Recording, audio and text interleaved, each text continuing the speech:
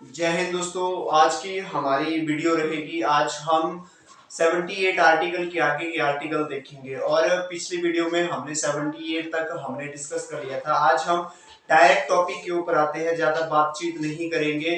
तो आज की वीडियो रहेगी संसद के बारे में। संसद के बारे में देखेंगे हमें जैसे 79 आर्टिकल, 80 और 81 आर्टिकल को हमने डिस्कस करना है। तो लेट्स स्टार्ट द वीडियो।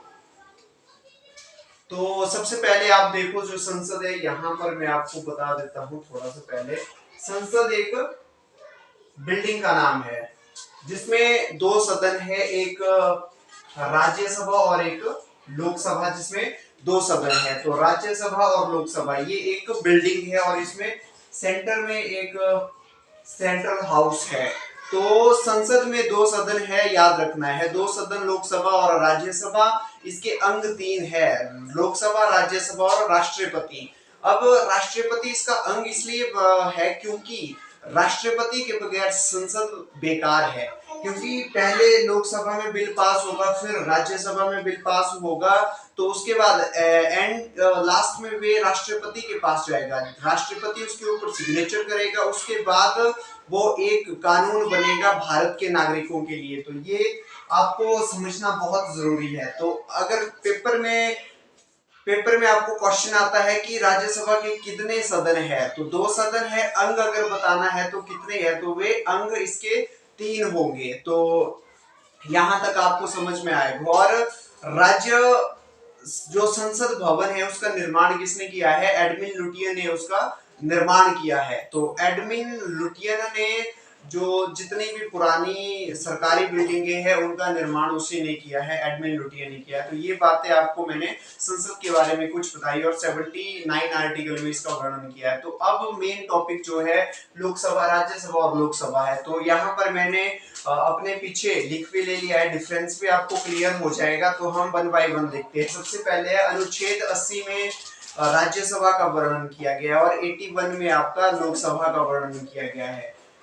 सदस्यों की संख्या देखिए तो राज्यसभा में सदस्यों की संख्या 245 है, जबकि लोकसभा में सदस्यों की संख्या 545 है। तो ये बहुत इंपॉर्टेंट है। कार्यकाल की बात करें, राज्यसभा का कार्यकाल 6 साल का है और जबकि जो लोकसभा का कार्यकाल 5 साल का है। तो 6 साल का कार्यकाल, यहाँ पर बच्चे कंफ्यूजन ज्यादातर होते हैं कंफ्यूज, तो इसलिए आपको क्लियर होना चाहिए कि 5 साल किसका और 6 साल किसका है। तो फिर चुनाव का समय, चुनाव जो है 3 चरणों में राज्यसभा में किया जाता है, जबकि लोकसभा में चुनाव 1 चरण में किया जाता है और 5 साल के बाद चुनाव किया जाएगा।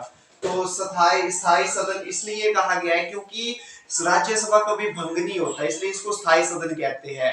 जबकि आपका लोकसभा देखोगे तो लोकसभा 5 साल के बाद भंग हो जाता है। तो इस बीच में जब लोकसभा भंग है, राज्य कोई ना कोई देश लाने के लिए चाहिए ना, तो इसलिए राज्यसभा एक ऐसा है जिसको भंग नहीं किया जाता है।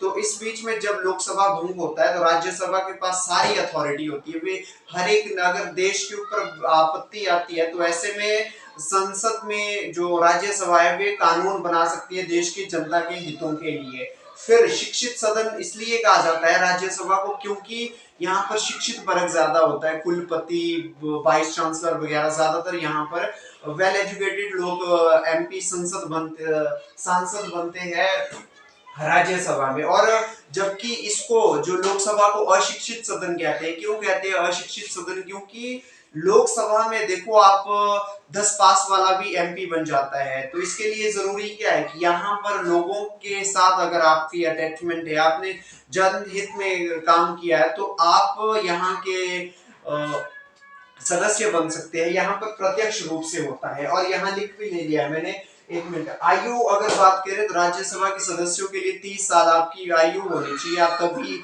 इलेक्शन लड़ सकते हैं। और यहाँ पर लोकसभा में 25 साल आपकी आयु होनी चाहिए, आप इलेक्शन लड़ने के लिए एलिजिबल है। अप्रत्यक्ष सदन इसलिए कहा गया है क्योंकि यहाँ पर जनता भाग नहीं लेती है राज्यसभा में, जबकि आप देखोगे लोकसभा में जनता भाग लेती है, प्रत्यक्ष रूप से बहुमत चुनाव होते हैं। तो इसलिए इसको प्रत्यक्ष सदन कहते हैं। तो यहाँ पर द्वितीय सदन क्यों कहा गया है राज्यसभा को? द्वितीय सदन इसलिए, सरकार का बहुमत कितना भी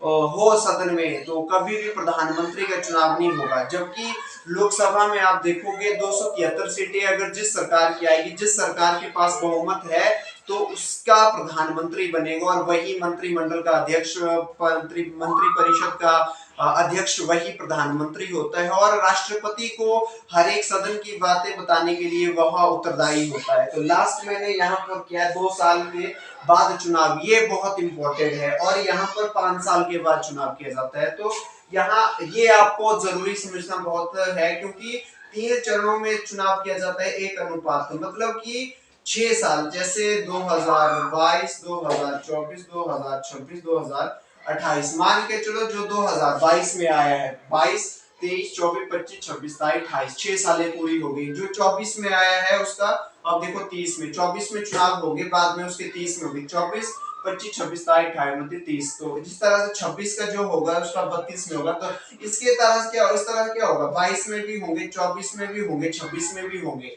तो एक तरह से एक प्रोसीजर चलता रहेगा। अगर आपके 245 आपके यहाँ राज्यसभा में सदस्य है तो आप उनको, अगर हम बस ऐसे ही 60 का चुनाव एक 2 साल के बाद होगा, उसके बाद इनका जो अगली साल होगा, इनका जो अगली साल होगा, तो 2 साल के बाद इस तरह से होगा। तो जब इनका चुनाव होगा तो ये 2 सदन में ऑलरेडी रहेंगे, ताकि सदन का काम चलने के लिए ये प्रोसीजर अपनाया गया है, ये प्रोसेस अपनाया गया, ताकि संसद में ऐसा ना हो कि कोई भी यहाँ पर कोई नहीं है काम करने के लिए। तो आपको पता है संसद ये एकमात्र है जहाँ पर काम किया जाता है, चाहे बड़ा सा बड़ा जीएसटी बिल हो, लोगों के लिए किसानों के बिल हो, धारा 370 हटाना हो, ये सारे संसद में किए गए। तो इसलिए ये वीडियो यहीं पर कंप्लीट हो गई, तो आप एक बार स्क्रीनशॉट भी ले सकते हैं। अब अगली वीडियो में मिलेंगे, तब तक के लिए जय हिंद, जय भारत।